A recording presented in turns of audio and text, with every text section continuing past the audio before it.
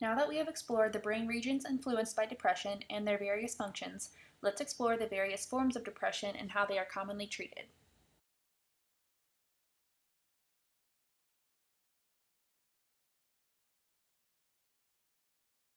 There are many different types of depression that are listed below. Now we will go into detail to describe the differences between these types and how they are treated. First, we will talk about major depressive disorder. Major depressive disorder is characterized by feeling depressed for most of the day for a period longer than 2 weeks. The symptoms include lack of interest or pleasure in activities, weight loss or weight gain, difficulty sleeping, feeling restless or agitated, feeling sluggish, lack of energy, feeling worthless or guilty, suicidal ideation, and trouble concentrating or making decisions. Now we will talk about the main treatments for major depressive disorder.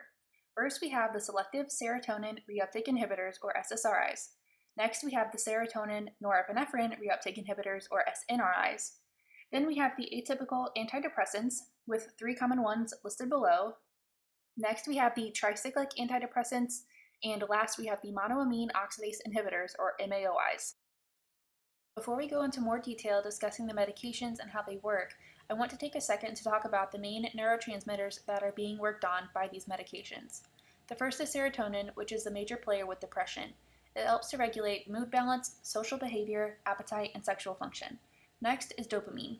This neurotransmitter deals with rewards and pleasure. The last neurotransmitter is norepinephrine. This is one of our fight or flight hormones. When released, it increases our blood pressure and heart rate, as well as allowing us to be attentive to our surroundings.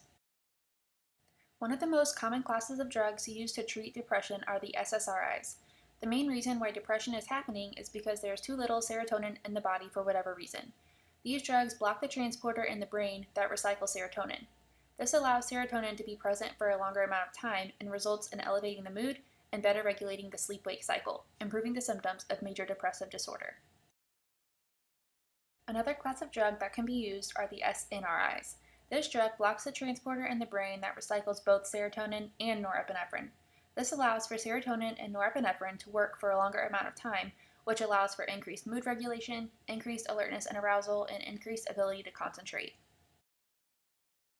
The next class of drugs we will talk about are the atypical antidepressants. There are 3 specific drugs we will discuss. The first is bupropion. Bupropion is a dopamine and norepinephrine reuptake inhibitor. This blocks the transporter that recycles these hormones, which allows for them to be present for a longer amount of time. This leads to increased alertness and arousal, increased ability to concentrate, increased pleasure and movement, as well as increased mood regulation. The next drug is mirtazapine. Mirtazapine blocks some serotonin receptors while enhancing the activity of others, and that allows for increased production of norepinephrine and dopamine. Again, this will increase alertness, the ability to concentrate, the ability to maintain better mood balance, and better regulation of the sleep-wake cycle. The last drug is agomelatine. This drug helps to restore the body's natural sleep-wake cycle by increasing the activity of the hormone called melatonin, which allows for us to become sleepy during the dark. This drug will block the serotonin receptors so that more dopamine and norepinephrine are released in the body as well. This again will allow for better control of the sleep-wake cycle, increased mood regulation, increased ability to concentrate, and increased alertness and arousal during the appropriate time of day. Next are the tricyclic antidepressants. These are a class of drug that acts in the brain to increase the production of norepinephrine and serotonin. These also block the action of acetylcholine.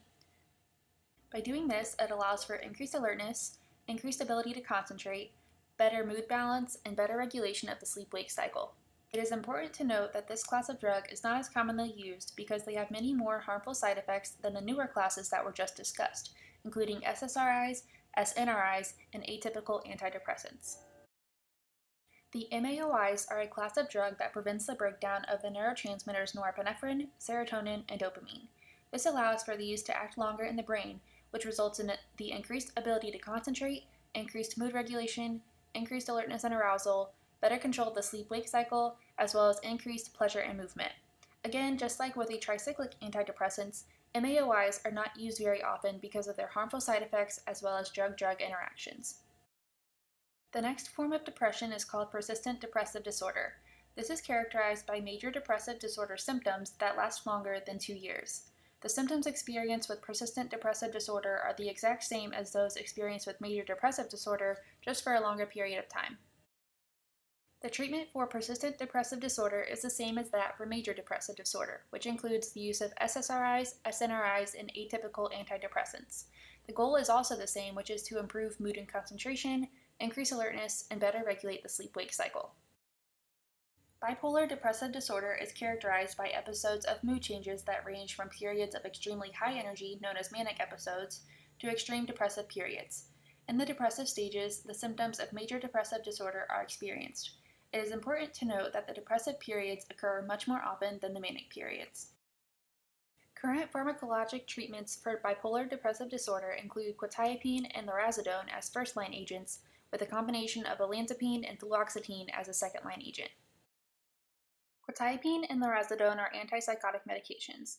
Antipsychotic in this setting refers to the fact that these drugs manage psychosis, which includes symptoms of delusions, hallucinations, paranoia, or disordered thought. These drugs block the receptors for serotonin and dopamine. This allows these hormones to be present for longer amounts of time, which in turn will allow for improved concentration, fewer negative thoughts, increased energy, mood, sleep, and appetite, as well as prevention or decreased amounts of mood swings. A second-line option is the combination of Olanzapine and Fluoxetine. Olanzapine is an antipsychotic medication that acts in the same way as Quetiapine and Lurasidone. Fluoxetine is an SSRI, and this class of drug has been previously discussed. This combination blocks the receptors for the hormones serotonin and dopamine. On the one hand, this decreases the amount of serotonin and dopamine that can act in the brain, and on the other hand, the transporter that recycles these hormones is being blocked, which allows for the decreased amounts that are present to be active and have an effect for a longer amount of time.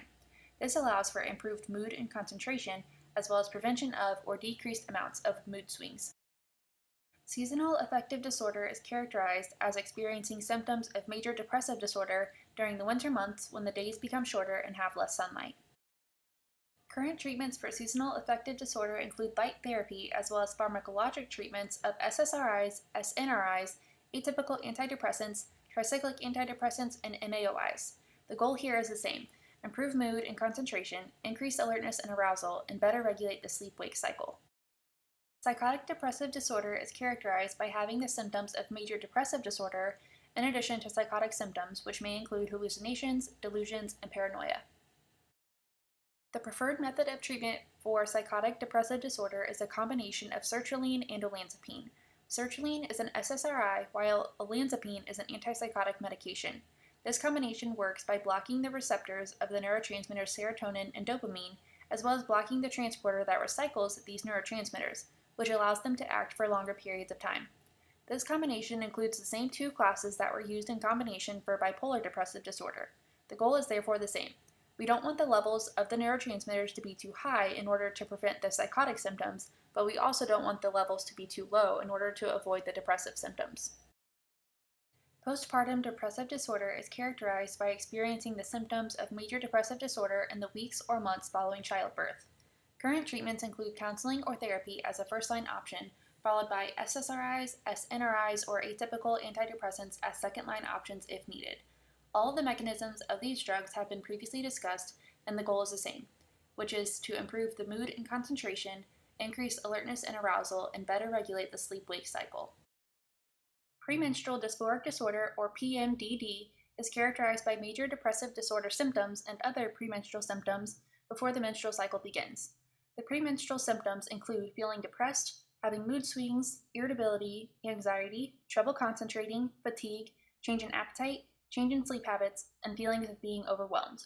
You may have heard of PMS, or premenstrual syndrome, before.